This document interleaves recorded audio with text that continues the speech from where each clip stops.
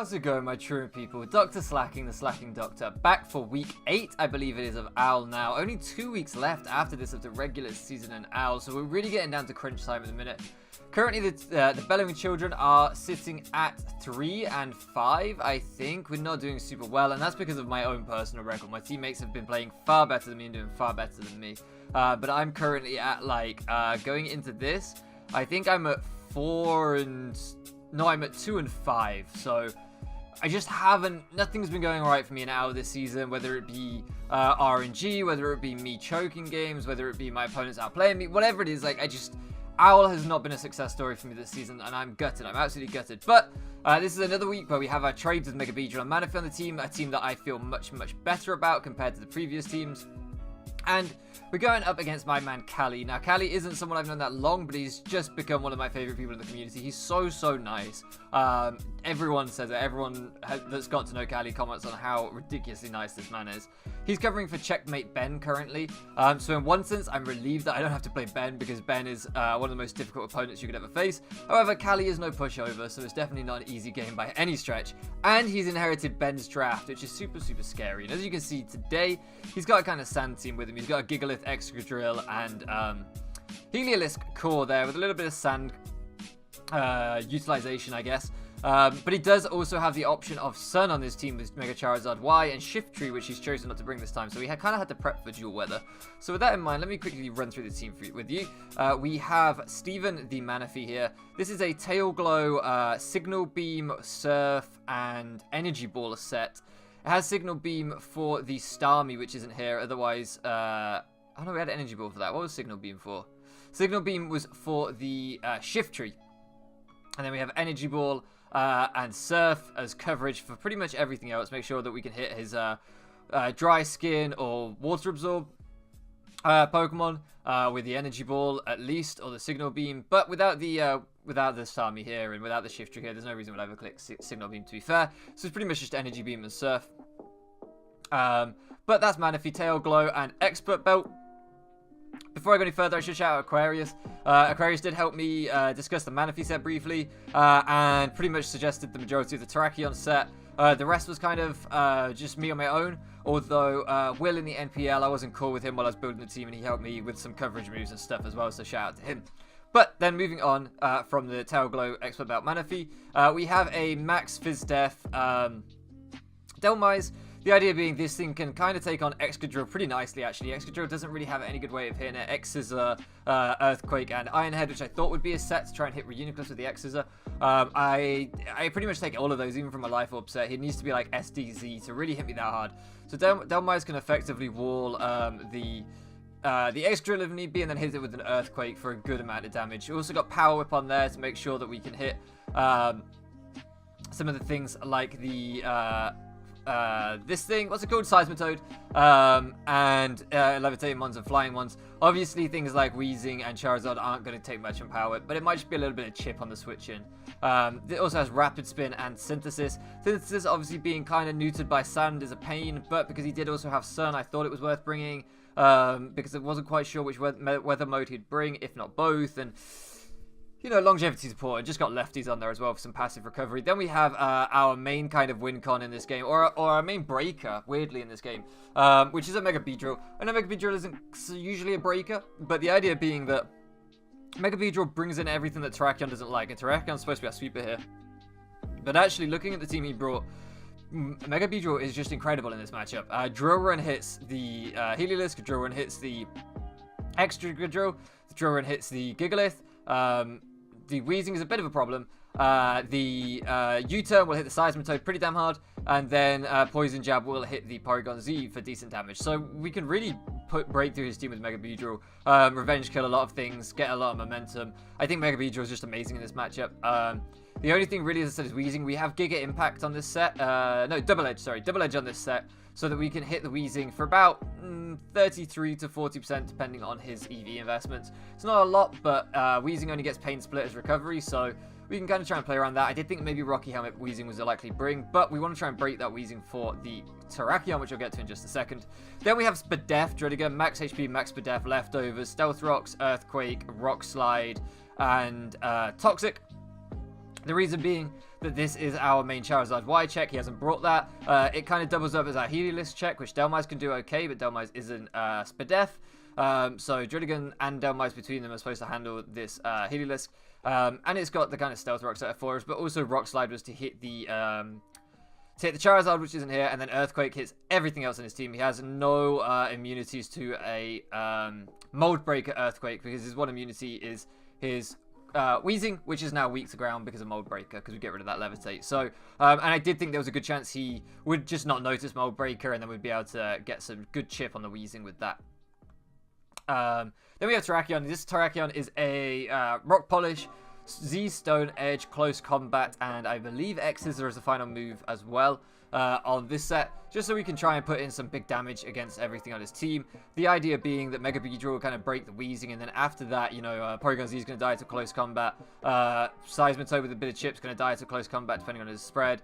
Weezing will need to have some chip, but then we can drop it with a Z Stone Edge for sure. Gigalith's going to die to Close Combat. Excadrill is going to die to Close Combat, and Heliolisk is going to die to Close Combat once we get to that +2 speed. So that's the kind of thinking here.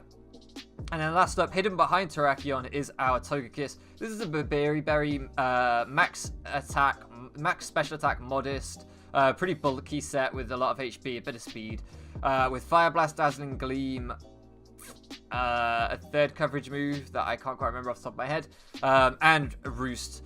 The reason being that we can kind of hit the Excadrill in particular with the bait, with the Berry into the Iron Head, and then hit him with a Fire Blast. And other than a very bulky or a decently bulky Excadrill, we should OHKO with Fire Blast because we are modest max special attack. So that's the kind of thinking with this team. Really, if we can bait Excadrill or we can chip down the Weezing and get a Rock Polish off, either way we can kind of win with either Beedrill or Terrakion. So I am going to lead off with the Mega Beedrill in this game because I just think what wouldn't I want to lead against, right? The only thing is Excadrill, but it would need Sand to lead well against me. So we're just going to get some nice chip on this Weezing. I'm pretty sure from the fact that this is not Rocky Helmet that it's going to be a Will-O-Wisp, so I'm just going to go straight out into Manaphy to try and scout for the Wisp, and it is.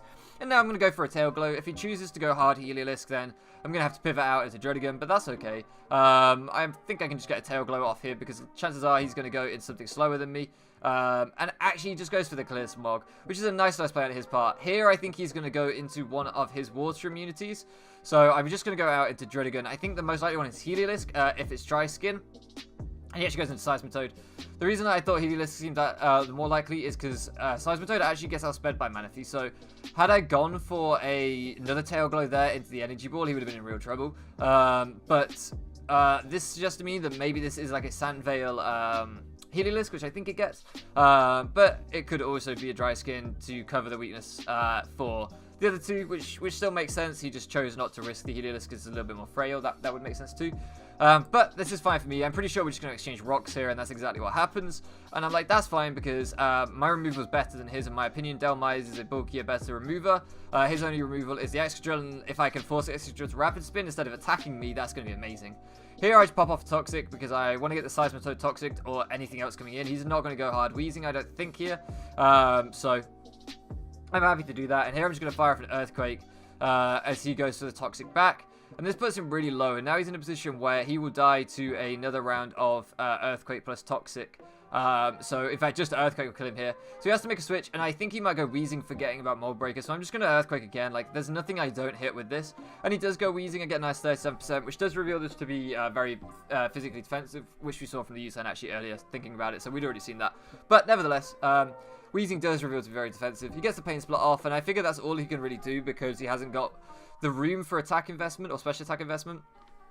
And here we put him really low. That's all I want to do here. Like, I don't care if I lose Double D. I just want to put this Weezing really, really low. So I'm just going to keep spamming Earthquake. You can go to Seismitoad. It doesn't really bother me. Like I say, I just want to get that thing as low as I possibly can. And chip on Seismitoad is nice because a physically defensive Seismitoad could take a hit from Terrakion. But this actually reveals, I believe, him to be like max HP without any physical defense investment. Here he goes out to Gigalith, and I wish I had Earthquakes again.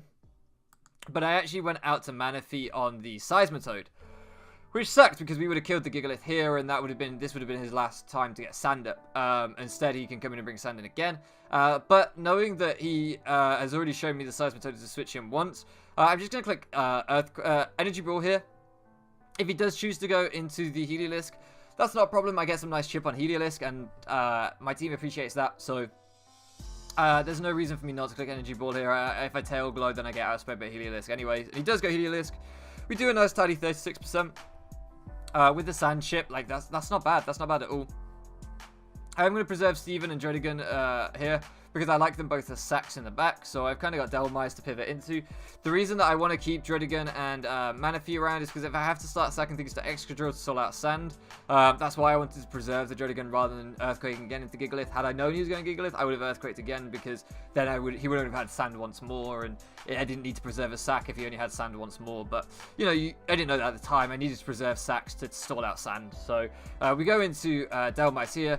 And he reveals to be Specs with that Thunderbolt damage, which does mean he's going to be able to 3-hit KO me, and there's not a lot I can do about it. Instead, I'm just going to go for the Rapid Spin. I could go for EQ here, but I don't really feel the need. I want to get the rocks down so that Beedrill is more free, and so that Togekiss can definitely take an Iron Head, even from like a banded Excadrill. You know, the Sand Chip plus the Rock Chip is more what I mean, would be a bit of a problem for Togekiss. So I'm allowing the Devil Mice to go down here because I just feel like I need to preserve some sacks, and I think it was just valuable to get the rocks away. Here I'm going to go out into Mega Beedrill, and I'm going to click Drill Run, and this is really important. I'm going to click Drill Run because I could kill him with a U-turn or a Poison Jab, and whilst that would make a lot of sense, I don't want him to bring in Gigalith, eat a U-turn or a Poison Jab, get sand up again, bring Gigalith back out, and then bring it back in and set sand again, because I can handle Excadrill when I have 2 sacks that I can stall out sand with, even if I like miss the Fire Blast, for example, right? So that's all I'm trying to do is make sure that I have enough things to start sand. So I'm just going to go for the Drill Run here, hoping that he might just feed me the Gigalith, and he does, and I'm like, oh boy, that's what I wanted. But we missed the 5% chance on Drill Run. And it's worth noting here, so what this would have meant is that the Excadrill would have come in for free, and he would have had 4 turns of sand. First turn, I would have sacked Dredigan. Then I would have gone into Togekiss. I would have gone for the Fire Blast and hopefully killed this thing. If I'd missed the Fire Blast, then I would have sacked Manaphy. And by that point, we'd already had 1, 2, 3, 4 turns of sand, right? By the time he kills all 3 of these mons, including the Berry hit on Togekiss, I still have Terrakion and Beedrill in the back, so I'm looking good. So that's why I'm like, damn it, yes, it gives him his Excadrill for free, but it means that I guarantee I can beat this damn Excadrill, right? Because I have 2 things in the back that just beat his whole team if I can get Excadrill out of sand with these 2 left alive. So that really sucks because it means he can preserve his Gigalith. So now I've got to play a little bit more careful. So I just go for the Drill Run here. I'm trying to stall out sand turns. I'm like, hopefully he'll go into Excadrill still. I'm just going to go hard into Dredigan here because I want to stall out another turn of sand. I know that this thing just has Clear Smog and it isn't going to be able to kill me. As he goes for the Will-O-Wisp. And I'm just going to fire off the Earthquake here. Because I'm either going to kill this thing or I'm hopefully going to catch something else on the switch. I could have gone Manaphy and stalled out another turn of sand, and maybe that would have been a good idea, to be fair. But I would have ended up having to sack something to the Heliolisk after that anyway, so it didn't really matter too much. What I liked about this play is that we got the double down here, and I was hoping that with 1 turn of sand left, he might try and go hard Excadrill and just make the most of the 1 turn of sand and kill something. He doesn't, he goes Seismitoad, and I'm like, okay, that's fine. I'm going to double out into Beedrill because he's never going to Earthquake into that thing, and nothing else is going to do too much damage. I don't think he's going to Scold into Togekiss either. And this will at least let me fire off a Drill Run as he gets his sand back up, and if I just go for a U-turn, sorry, and something's dying. So we do manage to drop the Gigalith, and I'm just going to go back into Togekiss here because I want to bait out the Excadrill straight away. I could have tried to stall some more sand or something, but really Excadrill came in on everything, and I didn't want to lose any mons I didn't have to, right? If I can just bait this thing, take the Iron Head and Fire Blast him and make it seem like it's his idea. So by me bringing out Togekiss here, it doesn't seem like, it's not an obvious lure, right? If I brought out the Excadrill after he had killed Manaphy before I brought out either of the other 2, or brought out the Togekiss, sorry, it might have looked like an obvious lure, but this way it looks like he's got the momentum. He's made the decision to bring out Excadrill. The onus is on him, which kind of sells the lure a little bit more. And I'm like, okay, unless he's really bulky, I'm just going to drop him with a Fire Blast here. We got a little bit of Rocks Chip, which, you know, it helps. It always helps the rolls as it goes to the Iron Head. The Berry Berry means we take that decently well. And we're just going to fire off a Fire Blast here. And we miss. And now I'm like, oh. This damn Excadrill, like if I'd landed the drill run, it would have had far less turns of sand. I would have had an extra sack in Druddigon to it. Then we miss the Fire Blast. This thing would be all but dead right now. Now, I did actually get his set after the game, and he was a pretty bulky. Checkmate Ben sent it to me. He was a pretty bulky Excadrill, although I don't know how he did 61% with the investment that Ben sent me, thinking about it.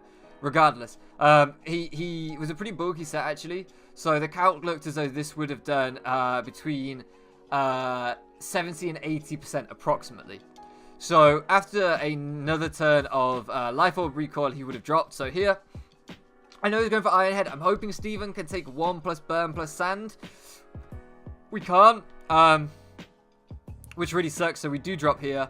And as I say, this means that now, more than likely, he would have dropped with that Life Orb Recoil to the Togekiss Fire Blast damage. Instead, he gets the Iron Head again.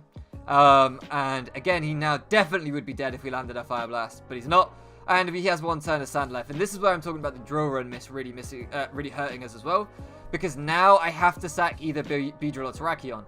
Terrakion always dies to this in guaranteed in or outside of sand. And if I get Terrakion in outside of sand, I go for let's say I go for a close combat here and kill this Excadrill. So let's say I sack Beedrill, go Terrakion, click close combat, kill the Excadrill. Then he goes Heliolisk and he outspeeds me.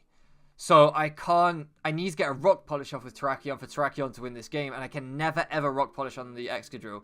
So sacking Beedrill just doesn't work here. I have to sack Dean, which now puts me in a difficult position because Mega Beedrill, unless he's a negative defense nature, shouldn't be able to Oko Porygon Z. So a Porygon Z should be able to kill me. So we're in a really bad shape where we're just going to fire off a Drill Run. We do kill the Excadrill.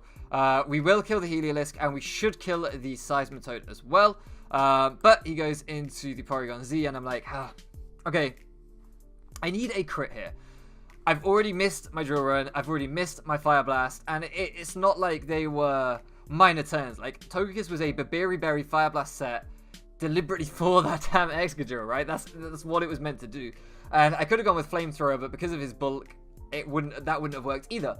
And the Drill Run play was me making sure that if he brought in Gigalith, he never got any more sand while I still had sacks intact that I deliberately preserved to deal with sand. So it's like, those two misses, a 15% chance and a 5% chance miss. I'm like, if I get this crit, I feel like that's justice. I'm not gonna lie, I feel like that's justice, and then we'll see if I can take out the Seismitoad.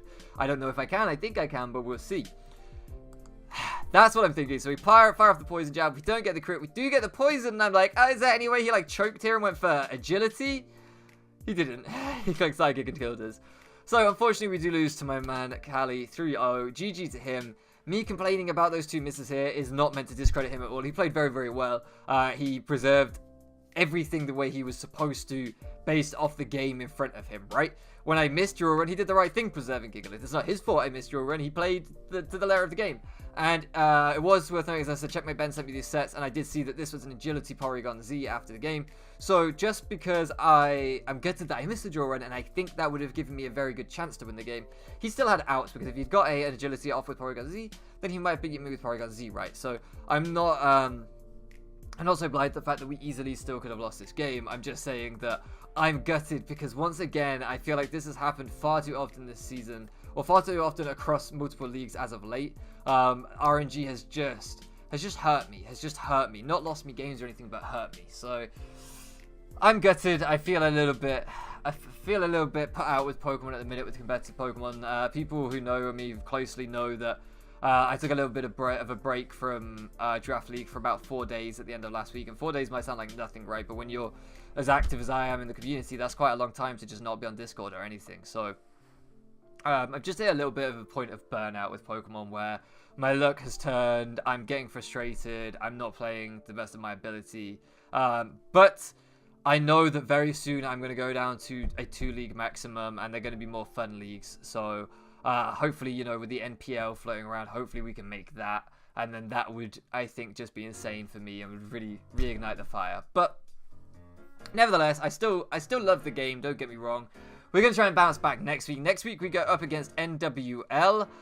We should have been facing my man Gareth, I think, but instead we're facing MOG Poplio, I think, who's not someone we've had on the channel before, so that would be a really, really fun game to play against. He has a disgusting stall kind of team that Gareth drafted, so we'll see how that goes. Nevertheless, I can't wait. Hopefully we can get back to winning ways, but we'll have to wait and see.